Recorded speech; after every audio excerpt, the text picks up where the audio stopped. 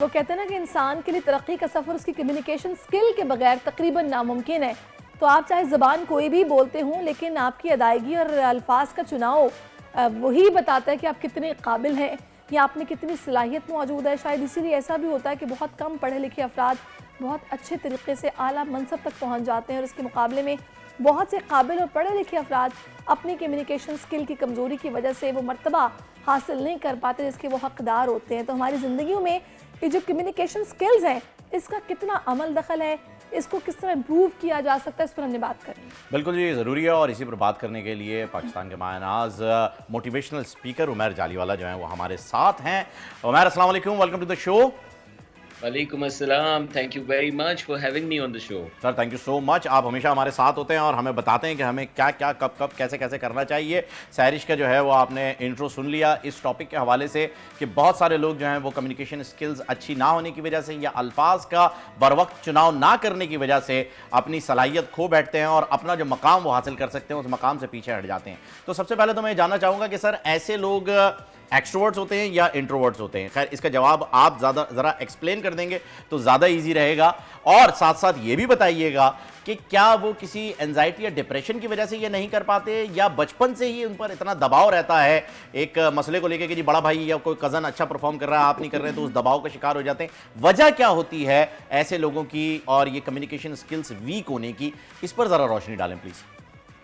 मैं अगर इसका जवाब दे दूं तो मैं पीएचडी हो जाऊं मुश्किल सवाल तो इसको मैं थोड़ा सा खोलता हूं। देखें, एक तो आपने अल्फाज की बात की, इंपॉर्टेंस तो हम सब जानते हैं। जो लोग बोल सकते हैं वो लीडर्स तस्वुर किए जाते हैं, वो सामने आते हैं, वो ना सिर्फ अपने मसाइल शेयर कर सकते हैं बल्कि अपने मकासद दूसरों को बता सकते हैं, लोगों को मिला सकते हैं, तो इदारे में भी आगे बढ़ते हैं और अपने इंडिविजुअल जो काम करते हैं उसमें भी आगे बढ़ते हैं। मार्केटों में भी वो लोग आगे होते हैं जिनकी कम्युनिकेशन बेहतर होती है। लेकिन वो सिर्फ अल्फाज नहीं होते, अल्फाज कम्युनिकेशन का वर्बल हिस्सा है, लेकिन कम्युनिकेशन में विजुअल भी है जो कि हम देखते हैं यानी बॉडी लैंग्वेज, और साथ साथ वोकल भी है जिसकी महारत बहुत गुलकार रखते हैं। एक आ को लेके क्या बना देते हैं, तो यानी हमारा लहजा। ये 3 वी मिल के हमारी कम्युनिकेशन बनते हैं। तो कम्युनिकेशन में हम अगर आप नोटिस करें तो हम सिर्फ अल्फाज पे कन्विंस नहीं हो रहे होते, हम जिस्म भी देख रहे होते हैं। और लहजा तो बहुत ज़्यादा दरवाजे खोल देता है या बहुत लोगों के लिए दरवाजे बंद कर देता है।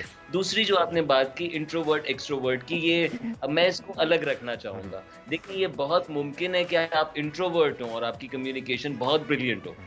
ये बहुत मुमकिन है कि आप एक्सट्रोवर्ट हो और आपकी कम्युनिकेशन बहुत माठी हो। एक्सट्रोवर्ट ये है कि आप ज़्यादा लोगों से अपनी बातें शेयर करते हैं, खुल जाते हैं लोगों के सामने। इंट्रोवर्जन ये है कि आप अपनी बात शेयर नहीं करते। अक्सर लोग इसको इससे भी कंफ्यूज करते हैं कि सोशल लोग एक्सट्रोवर्ट होते हैं और जो लोग सोशल नहीं होते वो इंट्रोवर्ट होते हैं। लेकिन मैं जो आपको समझाने की कोशिश कर रहा हूँ वो ये कि इसका ताल्लुक अपनी बातें शेयर करने से है। सोशल होना और ना होना, इसके पीछे बहुत सारी चीज़ें हो सकती हैं, जिसमें आपने एक बहुत अहम हिस्से की तरफ इशारा किया कि हमारी अपब्रिंगिंग, क्या उसमें हमें स्पेस मिलता है कि हम अपनी बात कह सके, क्या हमें सवाल करने का मौका मिलता है। आप जानते हैं ट्रेडिशनल स्कूल में 8 घंटा बच्चा बैठता है तो फिर एक बार सवाल का मौका मिलता है। और 80% मसाइल कम्युनिकेशन के, 80% दुनिया के मसाइल कम्युनिकेशन की वजह से। और बेतहाशा कम्युनिकेशन के बारे में हम सुनते हैं कि 2 वे प्रोसेस है और वो 2 वे हमें नहीं मिलता, क्योंकि बचपन में तो बहुत ज़्यादा जगहों पे हम नहीं कह पाते अपनी बात, बहुत जगहों पे नेगोशिएट नहीं कर पाते, और ये तमाम वजहें बनती हैं हमारे करियर में भी, ना सिर्फ हमें रोकती है बल्कि हमारी ज़ाती ज़िंदगी में, हमें रिश्तों में भी लिमिटेड रखती है। अच्छा, इसमें उमैर साहब मैं आपसे और जानना चाहूँगी, अभी आपने अपब्रिंगिंग की बात की है तो जाहिर है फिर इसमें पेरेंटिंग आ जाती है, ये सारी चीज़ें जो कि हमें मलहूज़े खातिर रखनी है अपने बच्चों को पालते हुए कि हमने किस तरह इनसे पेश आना है। अक्सर मैंने देखा है कि बच्चे बहुत टैलेंटेड होते हैं, हम कहते हैं कि जनाब इसके पास बहुत नॉलेज है, और अगर आप इसे डिस्कशन शुरू करो ये अपने अंदाज में हमें बहुत सारे ऐसे पॉइंट्स बताता है कि जो कि हम हैरान होते हैं कि इसको ये भी पता है, लेकिन फिज़िकली या फिर बात करने में वो बिल्कुल ऐसे माठा बच्चा होगा कि चुप करके बैठा रहेगा, ज़्यादा बात नहीं करेगा, बहुत सुस्त होगा और हमें लगेगा कि यार किस तरह मुकाबला करेगा दुनिया का।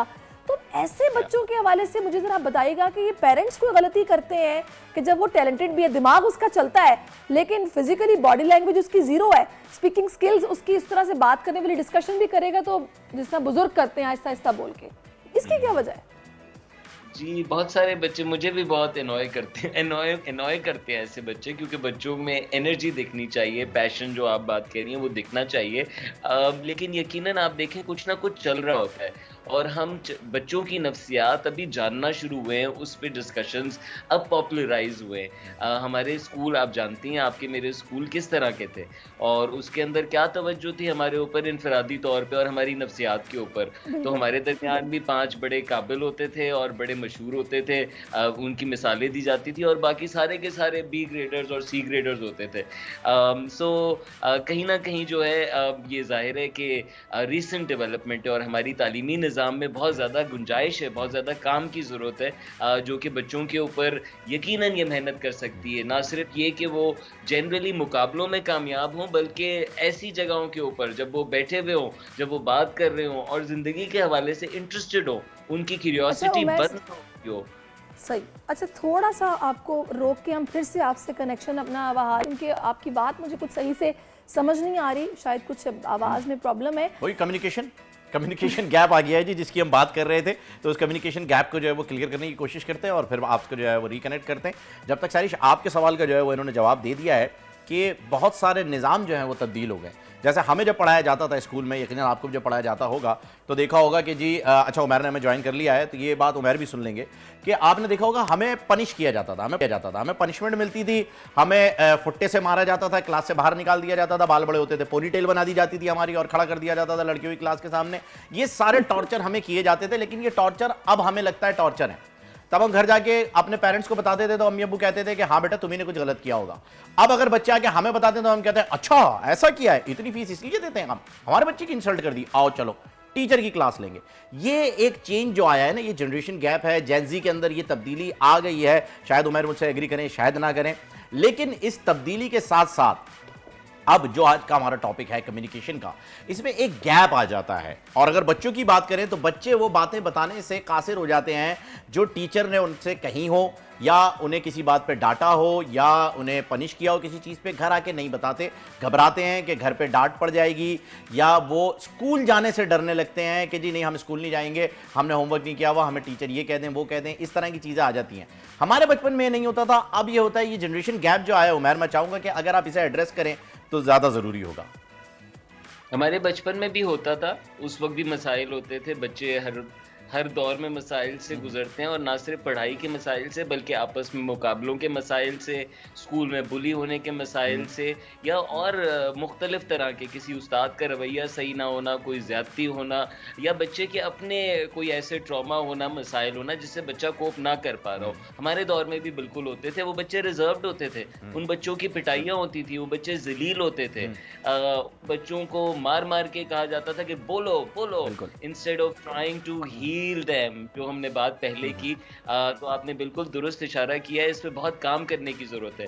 और मैं अपने बचपन से अगर आपको ये बताऊं तो मैं एक स्कूल में, जिस स्कूल में मैं था, बोनावेंचर हैदराबाद का एक मिशनरी स्कूल था, यानी ईसाइयों के बनाए हुए जो स्कूल, और वो बहुत ऐसे मुकाबले कराते थे कि हमने देखा कि जो बच्चे स्कूलिंग में नहीं आगे होते थे वो उन मुकाबलों की वजह से अपना कॉन्फिडेंस बढ़ा पाते थे और उनमें आगे होते थे बहुत मर्तबा। तो कोई म्यूजिक में आगे होता था, कोई स्पोर्ट्स में आगे होता था, किसी का ड्रामा खूबसूरत होता था, किसी की डिबेट। तो ये भी तमाम एक्सप्रेशंस हैं। और कम्युनिकेशन आप जानते हैं कि सिर्फ बोलना और तकरीर करना नहीं है, बल्कि एक्सप्रेशन है।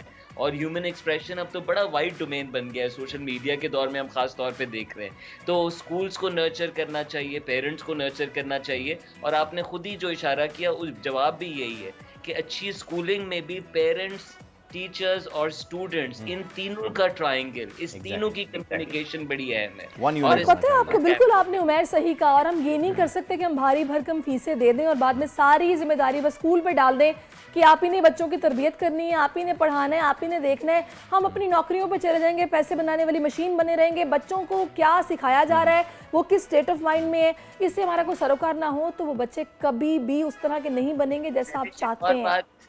एक और बात अहम ये भी है कि हम और क्या मिसाल सेट करते हैं कम्युनिकेशन की, हमारे रिश्तों में, हमारे ख़ानदानों में, हमारी अपनी फैमिली में जब क्रिटिकल इश्यूज़ आते हैं, जब मसाइल आते हैं, तो माँ-बाप शट हो जाते हैं, बिल्कुल म्यूट हो जाते हैं। ऐसी चीज़ों को डिस्कशन में नहीं लेकर आते। कई सालों बाद वो चीज़ें दोबारा प्रोसेसिंग में लाई जाती हैं, तो कम्युनिकेशन आप जानती हैं कि बड़ा इमोशन से भी ताल्लुक़ रखती है और बच्चे अगेन स्कूलों में ज़ाहिर है एक दुरुस्त जी, बिल्कुल इमोशन से भी ताल्लुक़ रखते हैं, स्कूल से भी ताल्लुक़ रखते हैं। Thank you so much Umair, आप हमारे साथ थे और आपने बहुत ही अच्छे तरीके कम्युनिकेशन स्किल्स जो है वो कितनी ज़रूरी और कितनी अच्छी होनी चाहिए।